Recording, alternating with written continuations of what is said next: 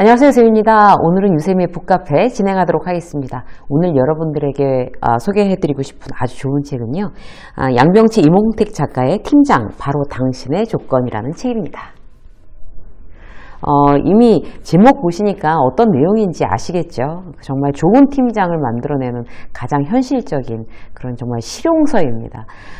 좋은 팀장 리더의 조건이 뭘까요? 사실 어렵죠. 이제 중간 팀장이란 어떤 그런데 이렇게 딱 있다는 그 자체가, 그 포지션 자체가 후배들을 관리해야 되고, 그리고 직장 상사를 또 잘 모셔야 되고, 또 이제 그 동료 팀장하고는 경쟁 구도에 있는 그런 아주 어려운 자리입니다. 이 책은요, 현실적인 어떤 팀장의 역량 강화에 아주 포커스를 딱 맞춘 책인데요. 누구라도 공감할 만한 정말 실제적인 어떤 그런 고민, 그리고 해결책, 이런 것들을 이제 제시하고 있어요. 그래서 실제 코치와 팀장들이 이제 워크숍을 하는 어떤 그런 상황을 가정해 놓고, 굉장히 대화식으로 풀어냈기 때문에 이게 술술 잘 읽히는 그런 책입니다. 여기서 이제 가장 이제 인상적인 건 어떤 건가 하면, 팀장은 직접 일을 하면서 성과를 만들어내는 사람이 아니다라는 걸 이제 명확하게 주장을 해요. 그리고 과정을 이제 관리하는 어떤 활동을 통해서 팀원이 어떤 성과를 만들어낼 수 있도록 도와주는 사람이라는 걸 이제 팀장이라는 어떤 그런 정의를 정확하게 해놓은 다음에 그들과 함께 어떻게 일할 거냐, 여기에 대한 정말 그야말로 현장에서 생생하게 우리가 이제 배워서 바로 활용할 수 있는 그런 방법들을 제시하고 있습니다. 목차는 전체 5장이고요. 5장까지 있고, 팀장 이제 1장에 이제 아예 딱 핵심을 또 한번 짚어주고 있어요. 팀장이 만들어내는 가치, 당신은 목적지의 방향을 확인하는 사람이다. 바로 이제 팀장이 만들어내는 가치라고 해요. 너무나 이제 공감했고요. 이제 2장에서 어떤 성과 관리, 3장에서는 상사로서 리더십, 소통. 저도 이제 리더십 강의를 많이 하고 있는데 굉장히 공감이 되는 내용이 많더라고요. 4장에서는 상사를 잘 모신다는 거. 5장에서는 90년대생 MZ세대, 그들과 일하는 팀장의 조건. 여러분들이 정말 이제 필요한, 지금 이제 리더로 계신 분들, 특히 이제 막 리더가 되신 분들은 정말 일독을 권하고 싶은 그런 책입니다. 이 중에서 오늘 2가지를 소개해 드릴 건데요. 관리자들이 가장 어려워하는 부분, 바로 이제 피드백입니다. 이제 내가 리더가 처음 됐을 때 어떻게 사람들한테 정말 싫은 소리, 질책, 부정적인 피드백을 어떻게 해야 되냐, 이런 것 때문에 대단히 마음고생 하시는 분들 많아요. 그런 어떤 방법하고, 또 이제 팀장도 그 위에 상사를 계속 이제 모시고 일을 하는 사람이잖아요. 그런데 그런 상사들도 다양한 유형이 있습니다. 유형별 상사 대처법, 여러분들과 함께 나누도록 하겠습니다. 자, 첫 번째, 직원을 변화시키는 질책의 7가지 노하우 소개해 드릴게요. 첫 번째, 질책에 감정이 실리면 질책이 아닌 비난이 된다. 그렇죠. 김대리, 역량이 그거밖에 안 돼? 이렇게 얘기하는 거. 이 과장, 왜 항상 그래? 이렇게 신경질적으로 얘기하는 거. 여기 이제 작가가 들었던 가장 기분 나빴던 비난은, 넌 대학은 나왔니? 그거였대요.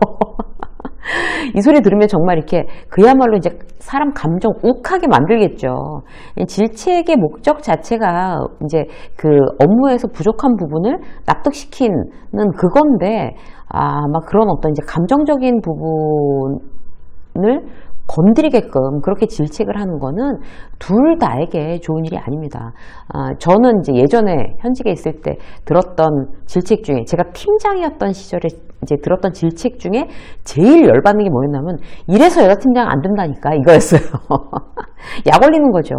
그러니까 막 이제 제가 무모해 보여도, 그리고 제가 논리적으로 이렇게 꼬박꼬박 따져도, 내가 책임지겠다고 나서도 여자니까 그런다라는 어떤 그런 얘기를 참 많이 들었는데, 그게 제일 열받았었던 것 같아요. 이제 필자가 이제 열받았던 부분, 제가 열받았던 부분, 이렇게 따로따로 있는 것처럼 여러분들도 어떤 이제 질책을 당하면서 굉장히 기분 나빴던 그런 이제 느낌들, 그런 어떤 문장들 갖고 계실 거예요. 그래서 입장을 바꿔놓고 우리가 리더가 됐을 때 그들에게 정말 가슴에 사무치는 그런 감정이 실린 부정적인 피드백은 안 된다라는 건 이제 여기 필자가 첫 번째로 얘기했습니다.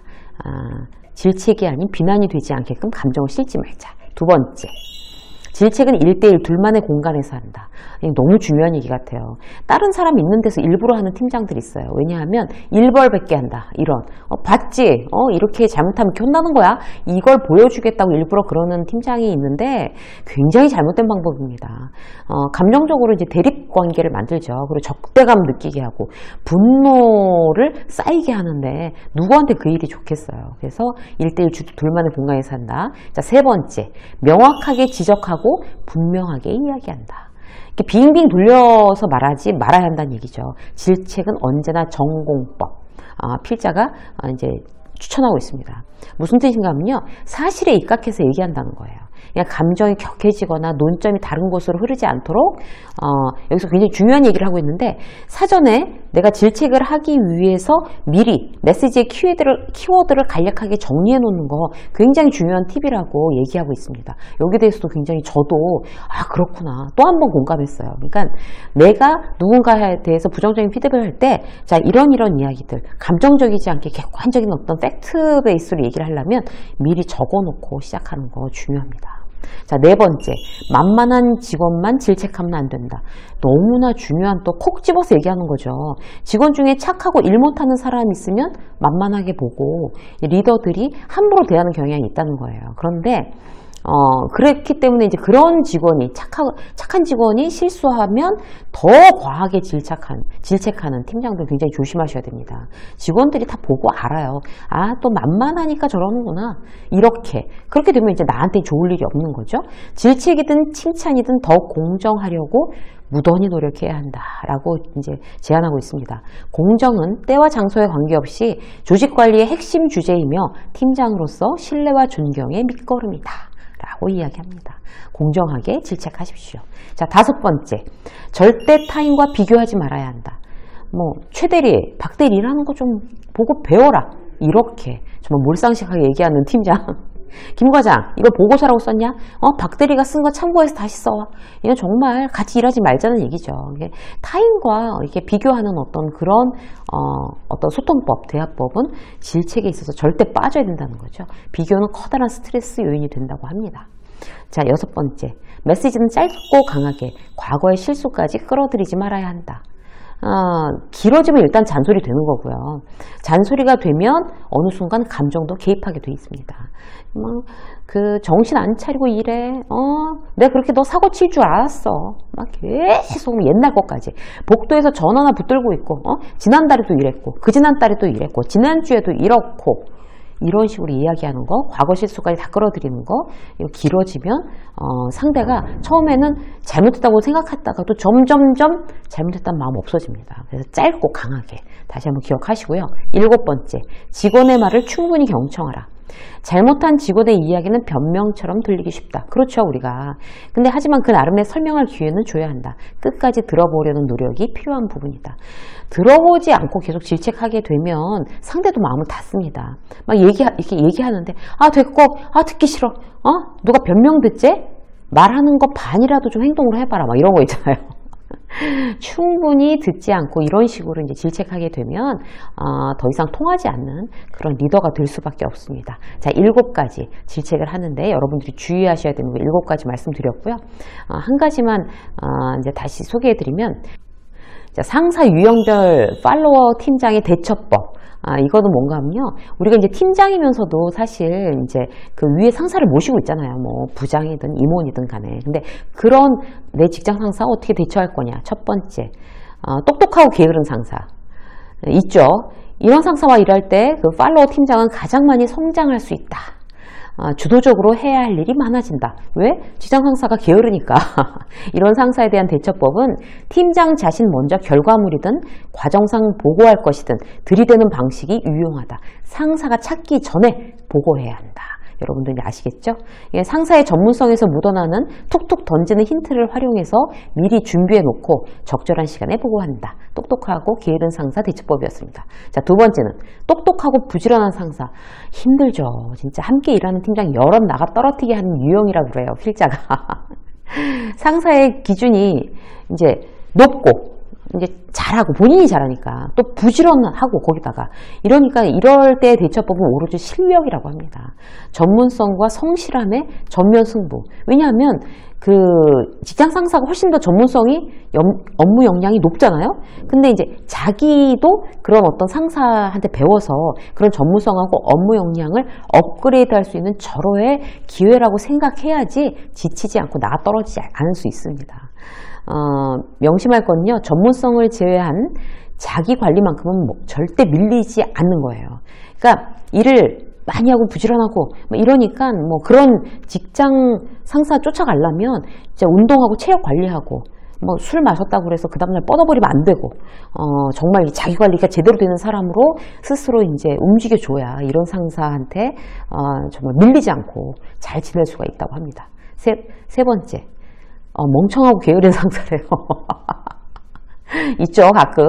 이런 상사와 일할 때 주의할 점. 매너리즘에 쉽게 빠질 수 있다고 해요. 그래요. 자기 성장에 큰 걸림돌이 되는 거죠.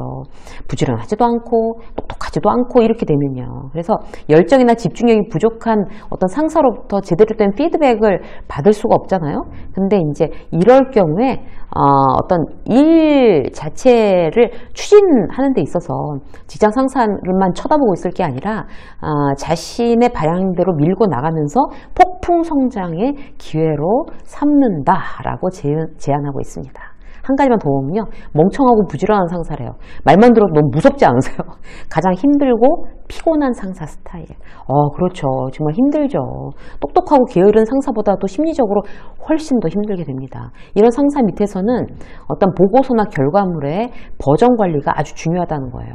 예를 들어서 이제 자기가 시켜놓고 보면 이걸 이제 또 수정하고 싶은 거죠. 부지런하긴 하니까. 자기 판단력은 이제 그레이드가 떨어지면서 부지런하단 말이에요. 그러면 이렇게 바꿔볼까? 이렇게 바꿔보지. 저렇게 바꿔보지.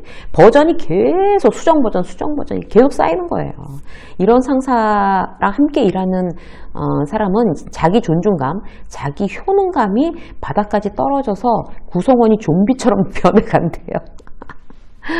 제가 이제 개인적으로 하나 이제 이런 상사를 모시고 있는 분들한테 말씀드리고 싶은 거는 어떤 효율이 너무 이런 상사랑 함께 일할 경우에 안 나오면 정말 뒤에서 욕할 게 아니라 정중하게 중간중간 직장 상사한테 어떤 효율에 관련된 브레이크를 걸어줄 필요가 있습니다. 그냥 꼭 참고 있는다고 능사가 아니라는 얘기죠. 점점 효율이 떨어지면 내가 지치니까요. 자, 오늘은요, 여러분들과 팀장, 바로 당신의 조건이라는 대단히 실질적인 리더의 그야말로 교과서를 여러분들하고 함께 나눴습니다. 올해 리더로서 성공하시는 여러분들이 되시길 응원합니다. 유쌤의 북카페 오늘 여기까지 하겠습니다. 고맙습니다.